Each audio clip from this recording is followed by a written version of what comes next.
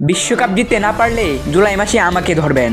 এই এক বাক্যেই পুরো ফুটবল বিশ্বকে নাড়িয়ে দিয়েছেন ব্রাজিলের সুপারস্টার নেইমার জুনিয়র। চোট, অস্ত্রোপচার আর ফিটনেস নিয়ে প্রশ্নের মাঝেও 2026 বিশ্বকাপ নিয়ে এমন সাহসী ঘোষণা।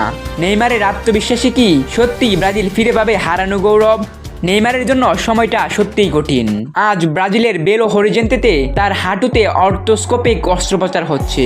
মেনিনকাস চোটে ভুগেছিলেন প্রায় 1 মাস ধরে। চোট নিয়েই তিনি খেলেছেন সান্তোসের হয়ে, আর সেই লড়াইয়েই ক্লাবকে অবনমন থেকে বাঁচিয়েছেন, যা নেইমারের দায়বদ্ধতার বড় প্রমাণ। ব্রাজিল ফুটবল কনফেডারেশনের তত্ত্বাবধানে এই অস্ত্রোপচার করেছেন জাতীয় দলের চিকিৎসক রদ্রিগো লাসমার। সব ঠিক থাকলে 1 মাসের মধ্যেই মাঠে ফেরার সম্ভাবনা রয়েছে নেইমারের। কিন্তু বড় প্রশ্ন একটাই, 2026 বিশ্বকাপে কি ফিট থাকবেন নেইমার? কোচ কার্লো আনচেলত্তি সাফ জানিয়ে দিয়েছেন, শতভাগ ফিটনেস আর নিয়মিত ম্যাচ খেলায় বিশ্বকাপের টিকিট। এই অবস্থাতেই নেইমার বলে এসেছেন, ব্রাজিলের বিশ্বকাপ ফেরাতে আমরা সম্ভব অসম্ভব সব করব।